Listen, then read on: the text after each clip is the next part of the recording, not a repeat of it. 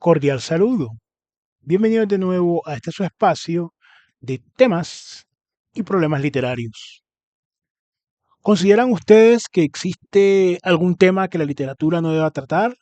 ¿Consideran ustedes que los escritores deben abstenerse de relatar ciertas temáticas, de entrar en ciertos terrenos? ¿O por el contrario, consideran que cualquier tipo de cortapisa a esas expresiones se traduce inmediatamente en censura?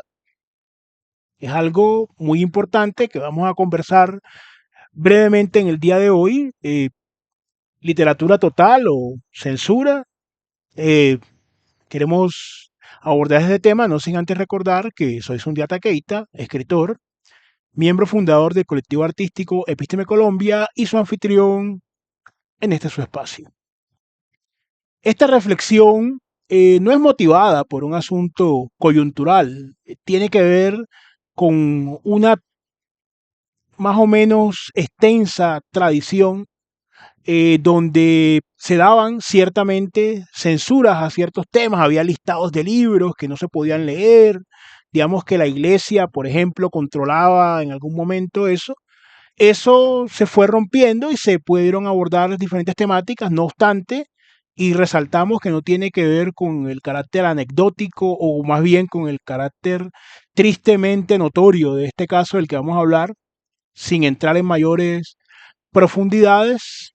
Vamos a tocarlo porque, digámoslo, es la punta del iceberg y es un caso actual. De hecho, hace unos pocos días todavía se estaba discutiendo. No sé si el libro finalmente se publicó o no se publicó porque había un vericueto legal allí. Quizá pues para quienes están más cerca del lugar donde sucedió, que fue España o es España, ya tengan una mejor comprensión. Si hay alguien de España, que lo deje en los comentarios. ¿Qué sucedió básicamente? Eh, un caso de orden judicial, de orden de penal, donde un hombre asesinó a sus dos hijos debido a que su pareja había decidido terminar la relación. Esto sucedió en 2011, si mal no recuerdo.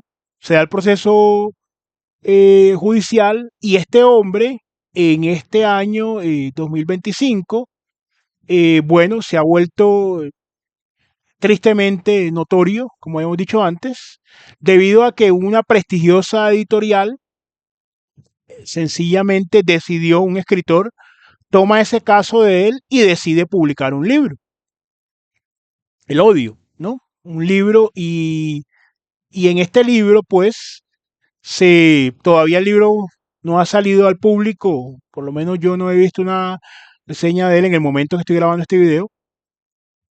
¿Y qué es lo que ha pasado? Que la madre de los menores asesinados, por proteger su intimidad y sobre todo en su dolor de madre, proteger la memoria de sus hijos, se opuso. Recordemos que presentó un recurso legal porque hay un asunto legal que tiene que ver pues con ya las formas procesales de ese trámite que llevan allá en España por el tema del asesinato. Ella se opone, presenta un recurso donde se opone a que ese libro sea divulgado.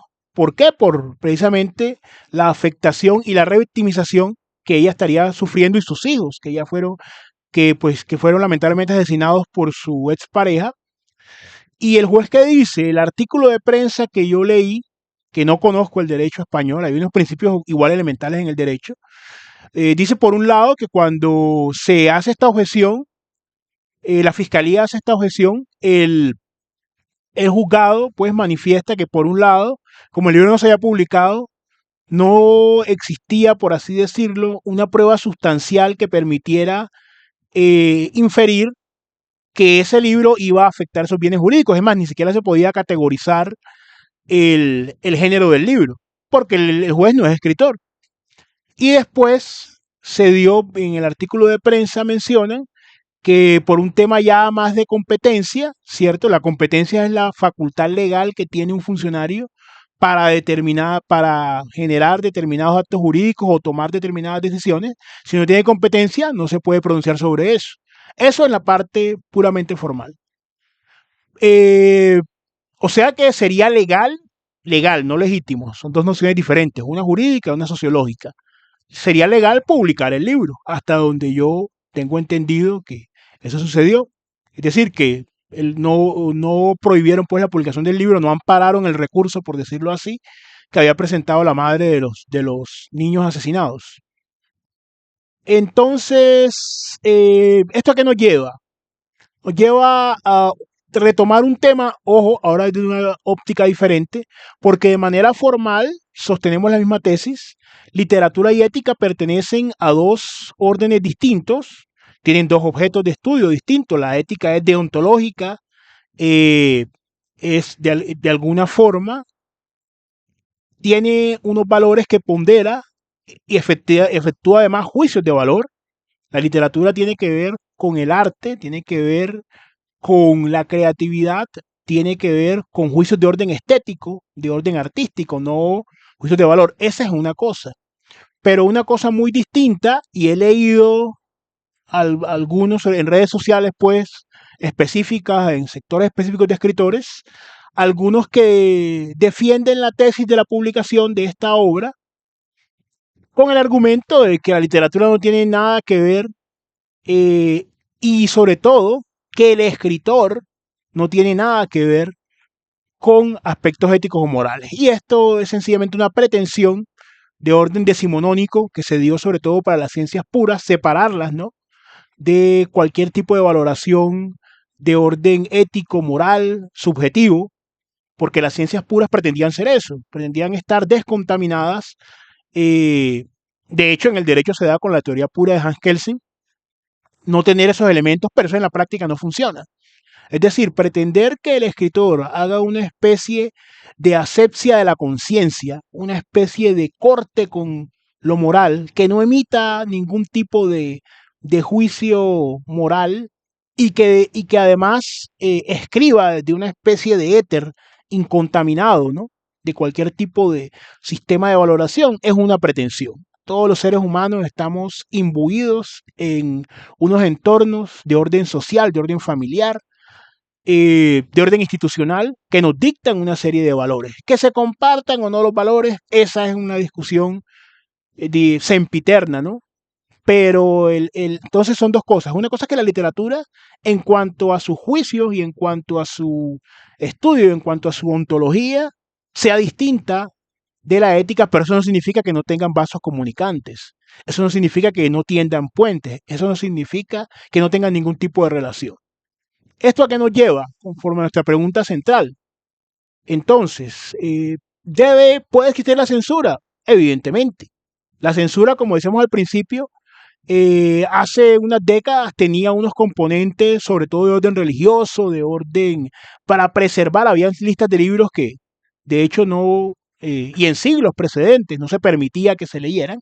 Pero eso es una cosa, ¿cierto?, para la moral de esa época. Y otra cosa muy distinta es pasarse al otro extremo del péndulo y decir que todo puede ser publicado porque el escritor es un ser incontaminado y el escritor es un ser eh, etéreo y el escritor es un ser que no tiene ningún tipo de relación con el entorno y no tiene ningún tipo de responsabilidad frente a lo que escribe. Esa también es otra cuestión. Entonces, no toda censura es una afrenta a la libertad creativa, ni toda libertad creativa es legítima.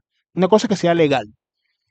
Ahí hay ciertas ideas con las que podemos o no comulgar y en muchas ocasiones, sobre todo en la época más reciente, donde ha habido una polarización alrededor de ciertos valores que no vamos a citar acá porque no es objeto del video, muchas veces se siente una censura en determinadas palabras, determinados tipos de manera de dirigirse a determinadas personas, que muchas veces pueden las personas reclamar un derecho legítimo a un respeto y muchas veces pueden estar siendo demasiado susceptibles. Pero aquí estamos hablando de un texto literario donde hay un hecho real, ¿cierto?, de unas muertes, y una cosa es que legalmente se pueda publicar y que usted como lector lo pueda leer, o que usted como escritor pueda hacer eh, un caso de esto. Esta gran editorial es una editorial muy prestigiosa, muy conocida, Quizá la mayoría de los que están viendo el video ya, o los que lo vean en el futuro, sepan ya qué editorial es. No una editorial emergente, ni mucho menos. Ha dicho que lo que ellos pretenden es mostrar la maldad del asesino y no de alguna forma exculparlo ni justificarlo. Entonces, la editorial lo puede hacer. Si el juez lo autorizó, legal que lo haga. Es legítimo que lo haga. Allí va a depender mucho de el baremo de cada uno. Porque, por ejemplo, Truman Capote escribió A Sangre Fría y que también se basó en asesinatos reales y quizá por la distancia en el tiempo y en el espacio pueda verse como una obra, digamos, que toque menos. Esto porque es un hecho nuevo, pero no debemos quedarnos en la superficie, debemos ir y explorar con valentía ciertos temas y no tampoco entrar a justificar todo. De hecho, hay otra, pusimos este caso por lo impactante y por lo reciente, pero hay una tendencia en cierta literatura, tampoco vamos a decir porque el algoritmo no lo permite, ni mucho menos queremos tocar ese tema sin la profundidad y la seriedad que se requiere, y como no, el canal no está diseñado para tocar a profundidad estas conductas, no lo vamos a hacer acá, pero hay una literatura que también está emergiendo. De hecho, o está en proceso un escándalo ahora con una escritora norteamericana, donde está resaltando, por decirlo así, la atracción y de alguna forma legitimando, validando la atracción de adultos a personas con determinado número de años, muy pocos años, y esto lo quieren encasillar en un género y entonces ahí están haciendo apología a esas conductas porque lo están normalizando, porque están mostrando que y la literatura aún tiene un poder de influir, de persuadir, si no la gente, si no nadie leería, a que esas conductas se están legitimando. Eso ya podría ser ventana de Overton o ya otros canales especializados en estas dinámicas desde distintos frentes, ¿no? Politológico, psicológico, conspirativo, si se quiere, se ocuparán de ello.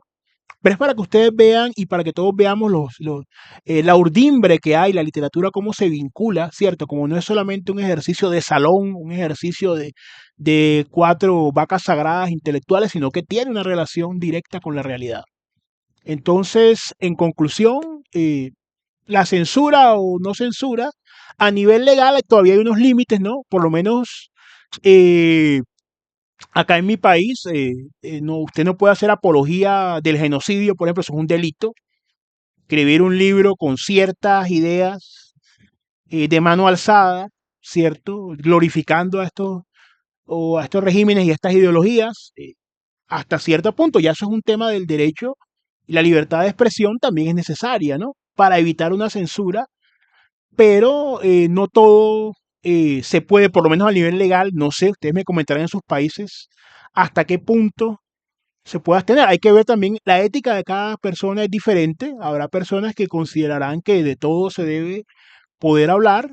Nosotros consideramos que no. Hay unos temas que requieren un abordaje o si usted los va a tocar, requiere cierta técnica para no solamente se trata de no ofender a la persona, sino de no transgredir ciertos códigos éticos con los que estamos de acuerdo, porque no todos compartimos los mismos códigos éticos.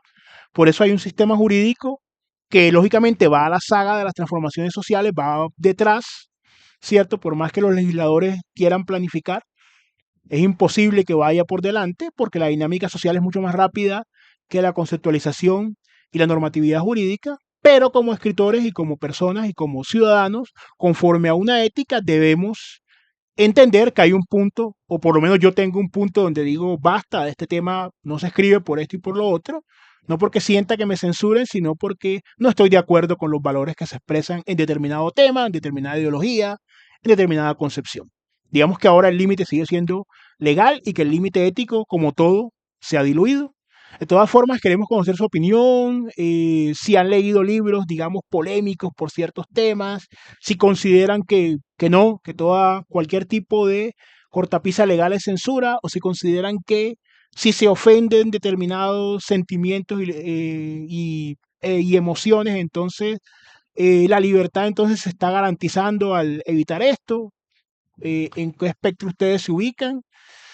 Y como siempre, siendo un gusto, nos veremos en un siguiente video. Esperamos por favor que se suscriban al canal, activen la campanita, compartan y lo más importante que comenten, siendo esta interacción lo más valioso en el canal.